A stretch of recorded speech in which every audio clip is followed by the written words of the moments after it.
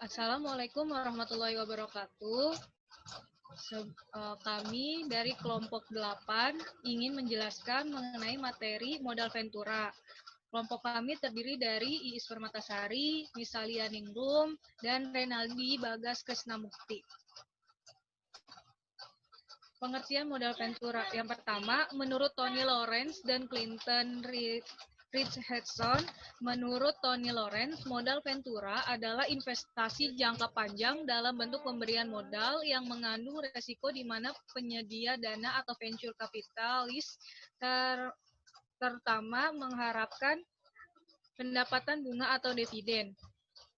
Menurut Robert White, modal Ventura adalah bisnis pembiayaan untuk memungkinkan pembentukan dan pengembangan usaha-usaha baru di bidang teknologi dan atau non-teknologi. Menurut Clinton Richardson, modal Ventura adalah dana yang investasikan pada perusahaan atau individu yang memiliki risiko tinggi. Menurut Handowo Dipo, modal Ventura dapat diartikan dana usaha dalam bentuk saham atau pinjaman yang dapat dialihkan menjadi saham. Menurut Keputusan Presiden Nomor 61 Tahun 1988 tentang Lembaga Pembiayaan Perusahaan, modal Ventura adalah venture capital company adalah badan usaha yang melakukan kegiatan pembiayaan dalam bentuk penyertaan modal ke dalam suatu perusahaan, pasangan usaha, atau investee company untuk jangka waktu tertentu. Dalam peraturan Otoritas Jasa Keuangan atau OJK, yang dimaksud dengan usaha modal Ventura adalah usaha pembiayaan melalui penyertaan modal dan atau pembiayaan untuk jangka waktu tertentu dalam rangka pengembangan usaha pasangan usaha atau debitur.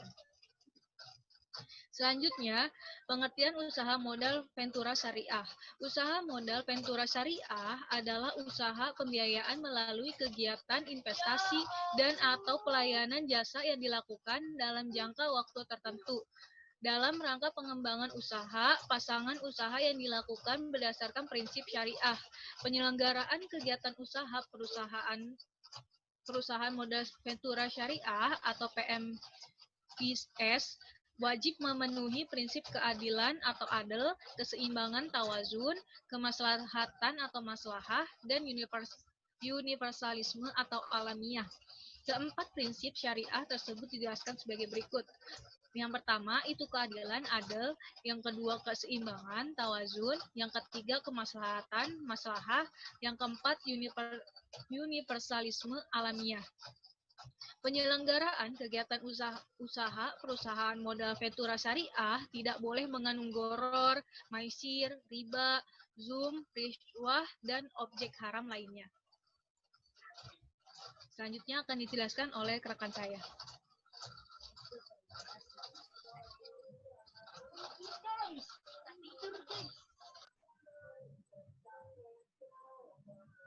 Next is ya, di sini sejarah modal Ventura ya. Georges Doriot dikenal sebagai penemu dari industri modal Ventura. Pada tahun 1946, Doriot mendirikan American Research and Development Corporation atau ER&D, di mana investasinya pada perusahaan Digital Equipment Corporation adalah merupakan sukses terbesar.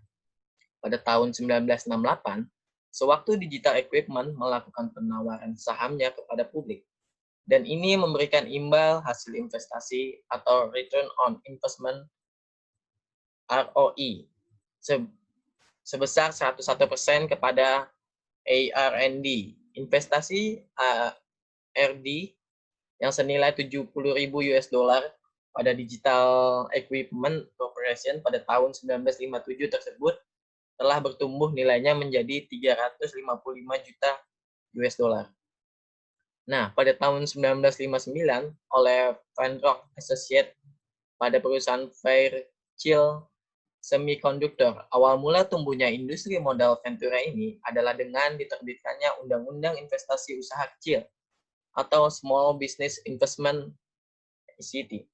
di Amerika pada tahun 1958, di mana secara resmi diperbolehkan kantor pendaftaran usaha kecil atau Small Business Administration (SBA) untuk mendaftarkan perusahaan modal kecil untuk membantu pembiayaan dan permodalan dari usaha wira swasta di Amerika. Setelah ini, banyak muncul usaha modal ventura di seluruh dunia, termasuk salah satunya di Indonesia.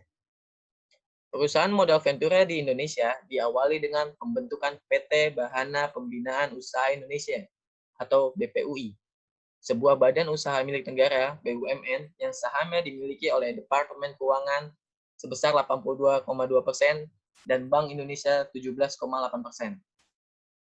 Selanjutnya pada tahun 1973, salah satu anak usahanya yaitu PT Bahana Ventura atau BAV agresif melebarkan usahanya ke seluruh provinsi, membentuk perusahaan modal ventura daerah atau PMVD.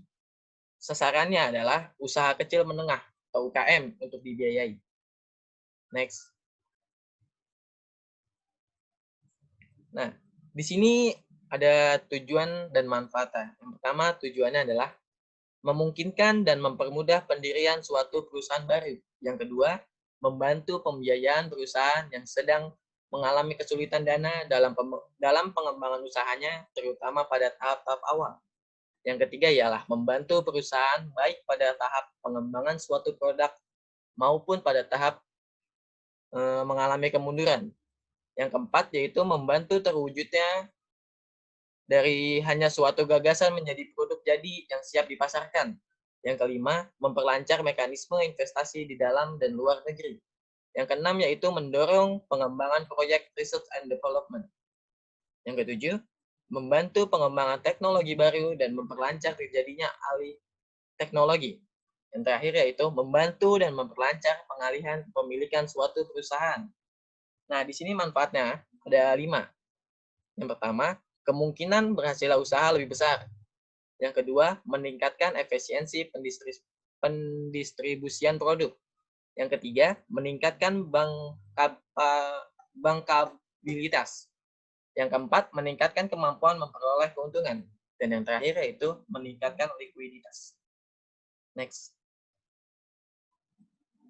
Nah, di sini karakteristik modal ventura. Ada 7. Yang pertama yaitu pembiayaan modal ventura merupakan equity.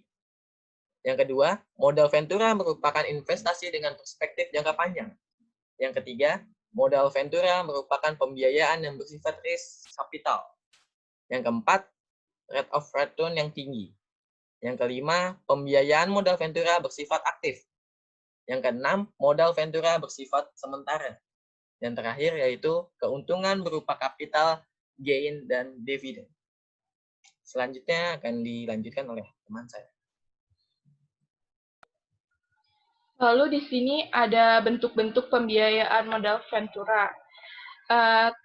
Ada 3 bentuknya. Yang pertama itu ada penyertaan modal langsung. Penyertaan modal langsung adalah penyertaan modal ventura atau PMV pada perusahaan pasangan usaha dengan cara mengambil sejumlah tertentu dari saham. Lalu yang kedua itu ada semi equity financing. Semi equity financing itu adalah pembiayaan dalam bentuk semi equity yang dilakukan dengan membeli obligasi konversi atau convertible bond yang diterbitkan oleh perusahaan pesaing. Lalu yang ketiga itu ada pembiayaan bagi hasil. Pembiayaan bagi hasil ini adalah instrumen pembiayaan yang dilakukan dalam hal usaha yang akan dibiayai tidak berbentuk badan hukum atau syarat-syarat yang harus dipenuhi untuk menyertai langsung belum atau tidak dipenuhinya oleh perusahaan-perusahaan pesaing. Di sini ada mekanisme kegiatan modal ventura. Yang pertama itu ada single tier approach. Single tier approach itu adalah pembentukan modal ventura yang langsung dikelola oleh manajemen perusahaan modal ventura itu sendiri. Yang kedua itu ada two-tier approach, pembentukan modal ventura yang pengelolaannya diserahkan kepada perusahaan manajemen investasi. Di sini ada sumber pendanaan dalam modal ventura. Yang pertama itu ada investor perseorangan. Salah satu sumber dana modal berasal dari investor individu. Hanya saja proses untuk menarik investor perseorangan yang ingin mengikutsertakan dana dalam suatu usaha modal ventura tidak semudah yang dipikirkan. Yang kedua itu ada investor institusi. Biasanya, perusahaan-perusahaan besar, terutama di negara-negara industri, memiliki suatu divisi tersendiri yang khusus menangani modal bisnis modal ventura. Lalu yang lembaga keuangan non-bank ini merupakan sumber dana modal ventura yang cukup besar. Yang keempat itu ada perbankan. Sumber dana modal ventura dapat diperoleh dari bank yang tertarik melakukan jangka pendek. Sementara modal ventura dilakukan secara jangka panjang. Lalu yang terakhir itu ada lembaga keuangan internasional. Lembaga keuangan internasional dapat menjadi sumber dana modal ventura, terutama yang berkaitan dengan upaya untuk membantu pengembangan sektor-sektor tertentu. Next.